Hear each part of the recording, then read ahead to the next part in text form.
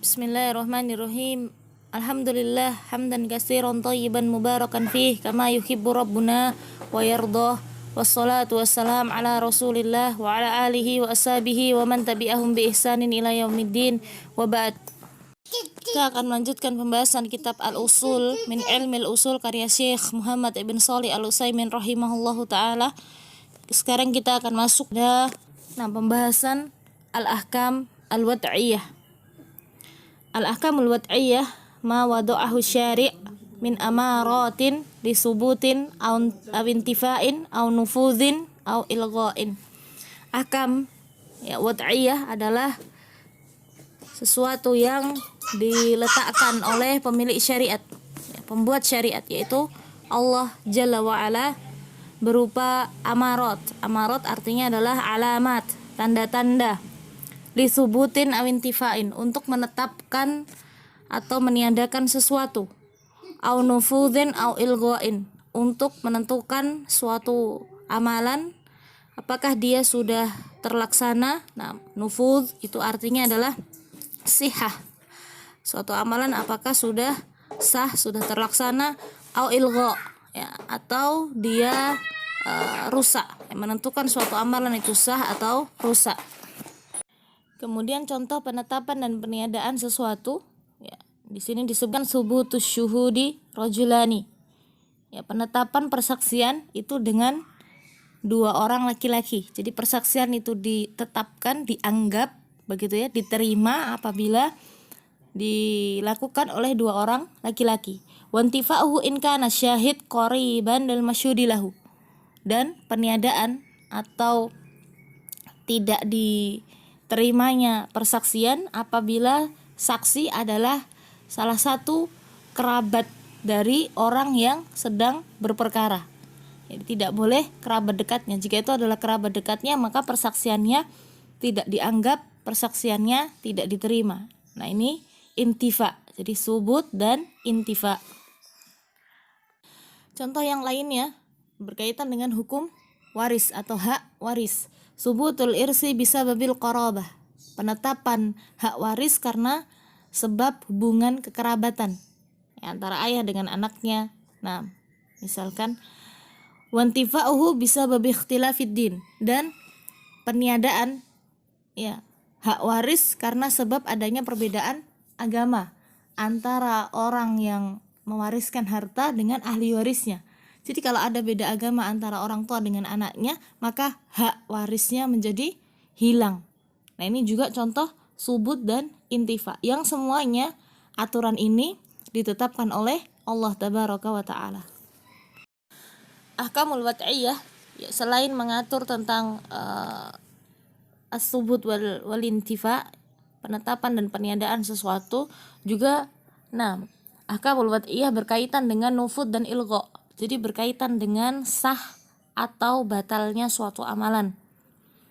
Kita tahu suatu amalan itu sah atau suatu amalan itu batal itu dari hal-hal yang Allah Ta'ala tetapkan, tanda-tanda yang memang Allah berikan. Contoh, kita tahu sebuah ibadah itu sah, misalkan orang berhaji. Kita tahu hajinya itu sah apabila sudah terpenuhi syarat-syaratnya, rukun-rukunnya, dan sudah terpenuhi wajib-wajibnya. Tidak ada hal yang membatalkan hajinya, maka kita katakan ibadah itu sudah sah dilakukan. Dan sebaliknya, sebuah amalan, sebuah ibadah itu disebut batal, begitu ya, apabila di sana ada sesuatu yang memang membatalkan amalan tersebut, tidak terpenuhinya syarat rukun atau kewajibannya, atau memang adanya hal-hal yang menghalangi sahnya suatu amalan. Ini semuanya untuk mengetahui sah tidaknya sebuah amalan yang dikerjakan oleh seorang hamba menggunakan ahkam wad'iyah, menggunakan ahkam wad'iyah. Wa qala al-muallif, Syekh mengatakan wa minha as-sihhatul wal fasad. Di antara bentuk ahkam wad'iyah adalah sihah wa fasad, sah dan rusaknya suatu amalan. Di sini disebutkan dua saja, sihah dan fasad.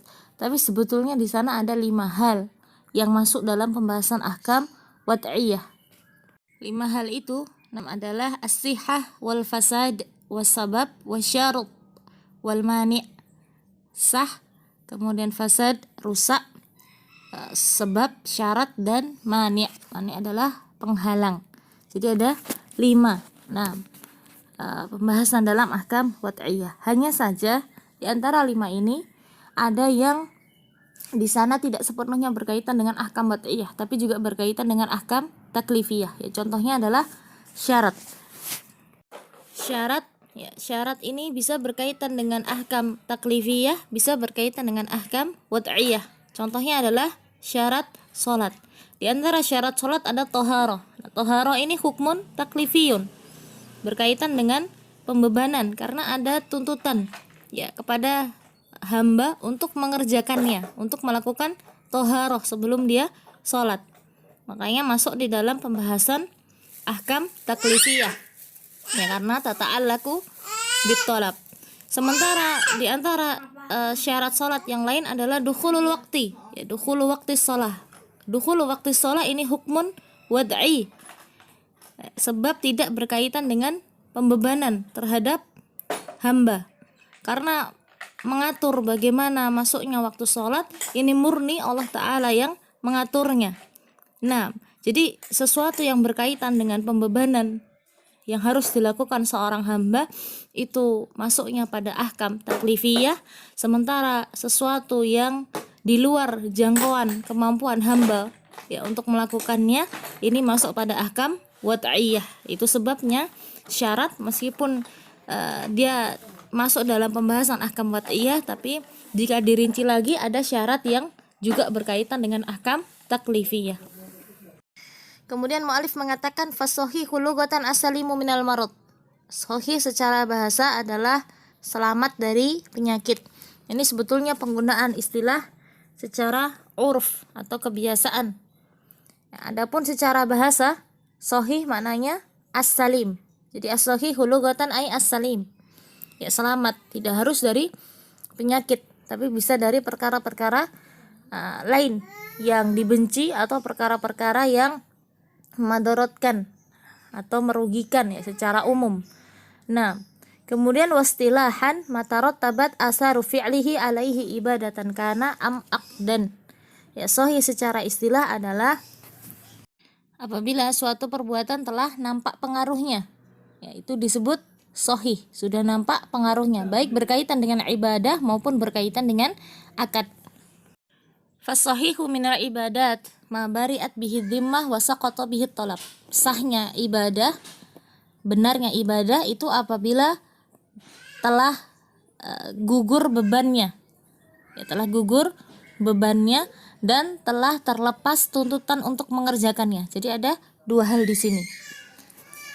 Karena ibadah itu tidak lepas dari 2 hal. Ya, bisa dia wajib, bisa dia mustahab ya atau sunnah. Itu sebabnya ya, sahnya ibadah yang wajib itu apabila bari'at bihi dhimmah wa saqata bihi talab. Bebannya sudah gugur dan tidak ada lagi tuntutan untuk mengerjakan. Ya, misalnya orang sholat subuh. Ya, dikatakan sholat subuhnya sah bila beban kewajibannya itu sudah gugur dan tidak ada lagi tuntutan untuk mengulangi sholatnya, mengerjakan sholatnya kembali karena sudah sah sholatnya.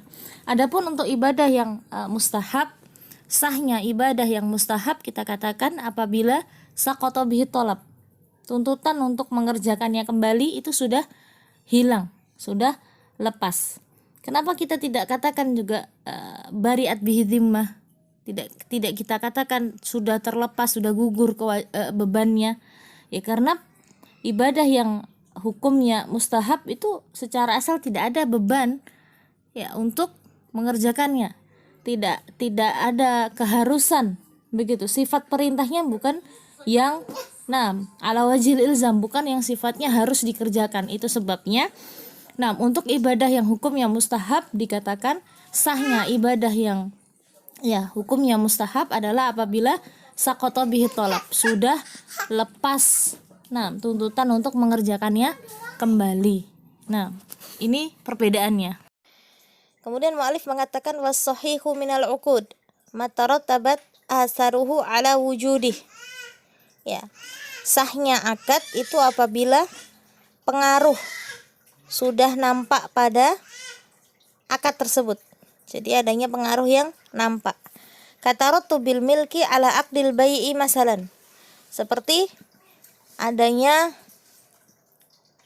ya pengaruh perubahan kepemilikan pada akad jual beli. Jadi jual beli itu disebut sah ya bila ada perubahan kepemilikan. Yang tadinya barang itu milik penjual ya sekarang berubah menjadi miliknya pembeli, dan sebaliknya ya uangnya sekarang menjadi haknya penjual. Nah, ini nampak pengaruh dari akad tersebut, itu disebut sah. Contoh yang lain adalah pada sewa menyewa. Ya, sewa menyewa ini sah apabila sang penyewa ini telah memberikan uang atau telah memberikan biaya sewa ya sesuai dengan yang disepakati, dan yang menyewakan ini memberikan manfaat dari sesuatu yang disewa tadi. Jadi kalau dia sewa mobil, maka manfaat mobil itu diberikan kepada yang menyewa. Nah, kalau dia sewakan rumah, berarti manfaat dari rumah itu diberikan kepada yang menyewa. Nah, ini disebut sahnya akad.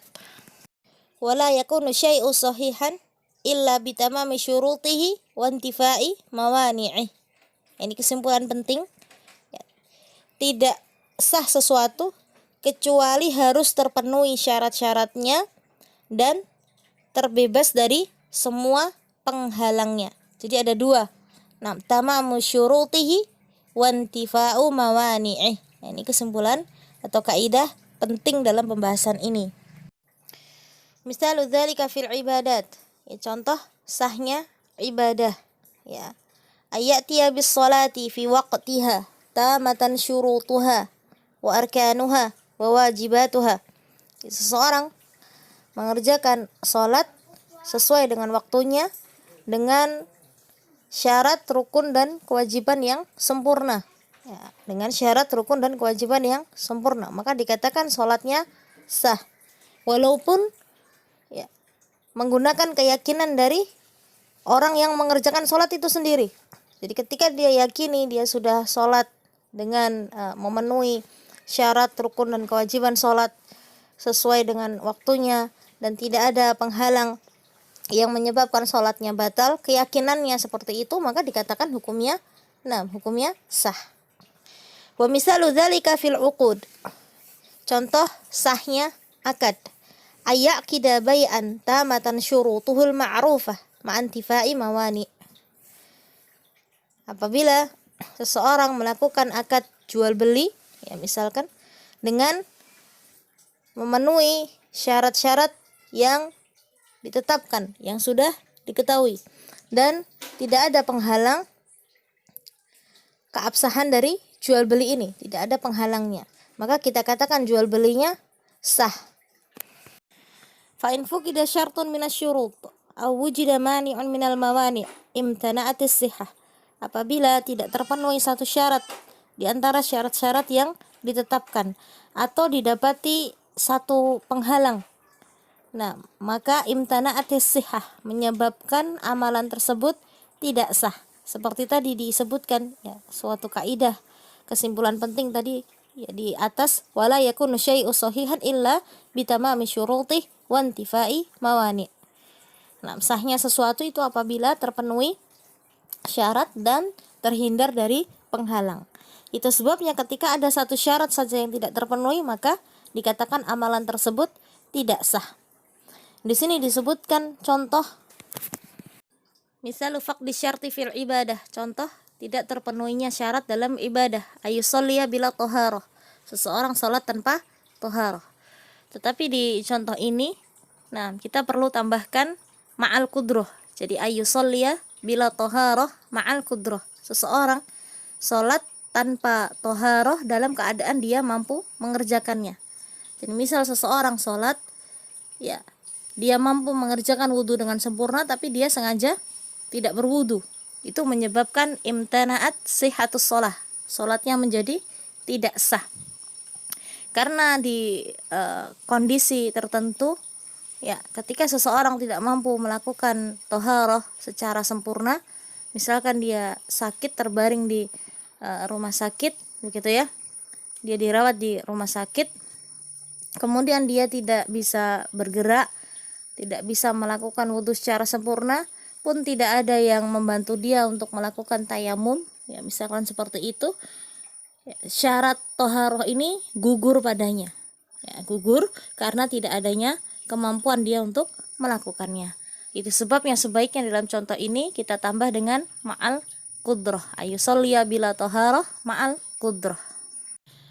Wa misalu faqdi syarti fil aqdi, contoh tidak terpenuhinya syarat dalam akad. Ayabi amala yamlik, seseorang menjual barang yang tidak dia miliki. Ya, misal seseorang punya toko, kemudian datang pembeli, dia bertransaksi dengan pembeli itu, dia jual barang yang sebetulnya barang itu dia belum miliki, dia nggak punya, nggak ready stock di tempat dia gitu. Kemudian dia lakukan akad jual beli dengan pembeli tadi. Setelah itu dia baru carikan barangnya ke toko yang lain, ya, dia transaksi lagi dengan pemilik barang yang sebenarnya. Nah, ini bentuk-bentuk seperti ini contoh, nah, menjual barang yang tidak dia miliki, ya, menjual barang yang tidak dia miliki. Adapun jika orang yang pertama tadi, ya, kedudukannya sebagai wakil dari pemilik barang, seperti marketer gitu ya. Nah, marketer, ya, dia bertugas untuk memasarkan barang. Ya, pemilik barang mengatakan kepada dia, tolong jualkan barang saya ini, gitu, harganya sekian.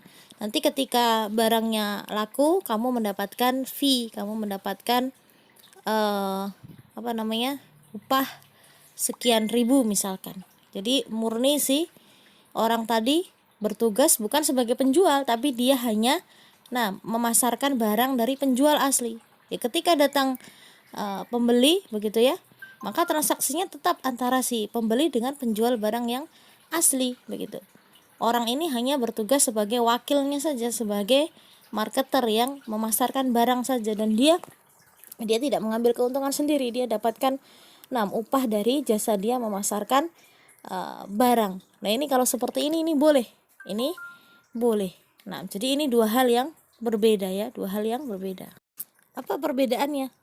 Ya, kenapa yang pertama tadi tidak boleh, kenapa yang kedua boleh? Padahal sama-sama tidak memiliki barangnya. Ya, bedanya kalau yang pertama tadi, ya, seseorang menjual barang yang tidak dia miliki, dia ada transaksi dengan pembeli, dia juga lakukan transaksi lagi dengan pemilik barang yang asli. Jadi dia beli dulu barang, dia transaksi dengan pembeli dulu, lalu dia bertransaksi lagi dengan pemilik barang yang asli. Sementara marketer itu tidak seperti itu. Ya. Marketer ini, dia hanya membantu menjualkan. Dia tidak ada transaksi dengan pemilik barang yang asli, nggak ada transaksi dengan penjual yang aslinya, nggak ada. Transaksi murni antara pembeli dengan penjual barang atau pemilik barangnya. Marketer hanya ada di tengah-tengah sebagai perantara yang memasarkan barang saja. Ini dua hal yang berbeda. Yang awal tadi, ya, menyebabkan tidak sah jual belinya, ini sesuatu yang diharamkan, sementara yang kedua boleh. Ya, sementara yang kedua boleh. Nah, kemudian dikatakan oleh muallif, wa misal wujudil mani' fil ibadah. Ya, contoh adanya penghalang dalam ibadah. Ai yatatawwa'a binaflin mutlaqin fi waqtin nahi. Seseorang sholat sunnah mutlak pada waktu yang dilarang sholat. Nah, pada waktu yang dilarang sholat. Sholat sunnah mutlak itu adalah sholat sunnah yang dilakukan tanpa sebab tertentu. Itu namanya an-naflul mutlak. Ya, sholat tanpa sebab tertentu. Jadi misalkan ada seseorang yang dia sudah sholat asar berjamaah di masjid. Kemudian, ya, daripada dia berpikiran begitu ya, daripada dia duduk-duduk aja di masjid tanpa faedah, maka dia ingin mengerjakan sholat sunnah, ya, sholat sunnah tanpa ada sebab tertentu, ya, dia ingin kerjakan sholat sunnah gitu aja di waktu setelah dia sholat asar. Nah, ini waktu yang dilarang untuk sholat. Maka ya dikatakan kalau seperti ini yaitu menyebabkan rusak sholatnya, Apakah dia berdosa? Dan dilihat lagi kalau dia melakukannya dengan sengaja, padahal dia sudah mengetahui hukumnya, maka tentu berdosa. Adapun an-naflul muqayyad, sholat sunnah muqayyad, yaitu sholat sunnah yang dikerjakan karena suatu sebab tertentu, maka ini tidak mengapa dikerjakan, bahkan ya di waktu yang dilarang untuk sholat. Contohnya ketika seseorang memasuki masjid di saat matahari, di saat matahari terbit. Di saat matahari terbit atau di saat matahari pas dia terbenam. Nah, ini dilarang waktu sholat. Tetapi ketika dia memasuki masjid, dia sholat 2 rakaat, dia niatkan untuk tahiyatul masjid. Ini boleh karena ada sebabnya. Ini hukumnya boleh. Nah, wa misal wujudil mani' fil aqdi. Contoh adanya penghalang dalam akad. Ayabi'a man talzamuhul jumu'atu syai'an ba'da nida'i hasani ala wajhin la yubah. Seseorang yang wajib sholat Jumat menjual atau membeli sesuatu setelah azan yang kedua menurut sisi yang memang tidak diperbolehkan. Nah, ini kita bahas satu persatu. Siapakah orang yang diwajibkan untuk sholat Jumat?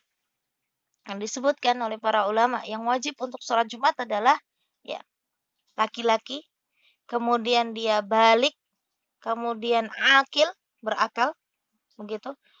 Seorang yang merdeka, jadi dia bukan budak. Kemudian dia mukim, ya dia bukan musafir, begitu. Dia bukan musafir. Ya inilah golongan yang diwajibkan untuk melakukan sholat Jumat. Nah, orang yang seperti ini, laki-laki berakal, balik, mukim, begitu, dan seorang yang merdeka, dia wajib menghadiri sholat Jumat, maka dia tidak boleh melakukan transaksi jual beli apapun setelah azan yang kedua. Nah, kenapa disebutkan azan yang kedua?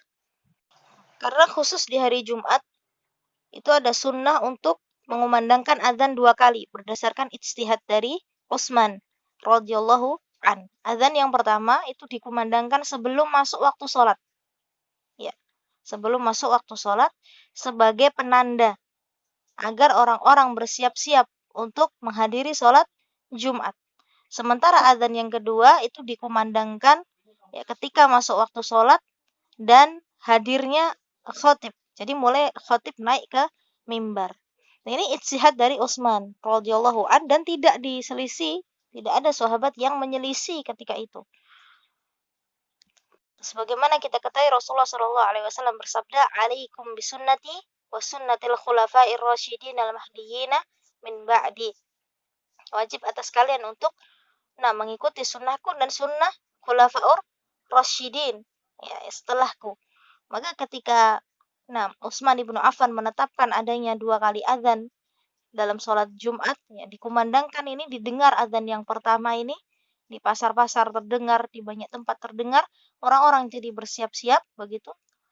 Mereka menghadiri sholat Jumat dan mereka tidak terlambat menghadiri ya sholat Jumat.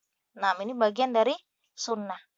Adapun azan yang kedua ini azan ya yang menandakan masuknya waktu sholat Jumat dan mulainya khotib naik ke atas mimbar. Nah, azan yang kedua inilah yang menjadi batas pengharaman, tidak diperbolehkannya seseorang melakukan transaksi jual beli ya apapun.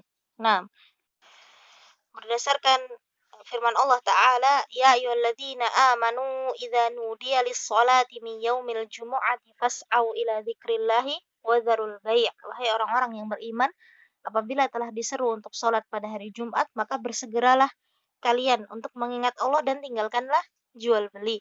Tinggalkanlah jual beli. Itu sebabnya, ketika seseorang bertransaksi jual beli, orang yang diwajibkan sholat Jumat melakukan transaksi jual beli setelah azan yang kedua, jika di daerahnya terdapat 2 kali azan ya. Adapun di Indonesia kita biasa dapati 1 kali azan, nah itu berarti ya azan itu saja, begitu ya, bukan azan yang kedua karena ya kita tidak jumpai azan yang pertama dan kedua. Adapun untuk daerah yang di sana dikumandangkan 2 kali azan, maka patokannya adalah setelah azan yang kedua tidak boleh ada lagi jual beli yang dilakukan oleh orang yang wajib melakukan sholat Jumat. Di sini ditambahkan oleh Syekh ala wajhin la yubah, pada jual beli yang memang tidak diperbolehkan. Nah, berarti di sana ada jual beli yang masih diperbolehkan dalam kondisi seperti ini, yaitu ketika seseorang ya terpaksa melakukannya. Contoh, laki-laki dia ingin melakukan sholat Jumat, kemudian dia dapati masjid dalam keadaan penuh. Sementara di bagian luar masjid, ya di situ kotor atau di situ basah misalkan. Kemudian dia lihat begitu ya, di tidak jauh dari masjid itu ada wanita yang menjual ya alas untuk sholat. Nanti dia beli alas itu dulu, alas untuk sholat dia. Ini diperbolehkan karena memang dia, nah ada kebutuhan di sana, dia terpaksa melakukannya. Atau seseorang yang dia hadir dalam sholat Jumat di masjid, lalu dia dapati dirinya batal wudunya, sementara tidak ada air di sana. Dia harus beli air dulu. Setelah adzan yang kedua, dia beli air dulu. Nah, ini diperbolehkan. Itu tadi pembahasan berkaitan dengan as-sahih. Jadi sahnya suatu amalan, baik ibadah maupun akad, ya, apabila terpenuhi syarat dan tidak adanya penghalang. Semoga ini bisa dipahami dengan baik. Wallahu taala alam bisawab. Wassallallahu ala nabiyyina Muhammadin wa ala alihi wa ashabihi ajmain. Alhamdulillahirabbil alamin.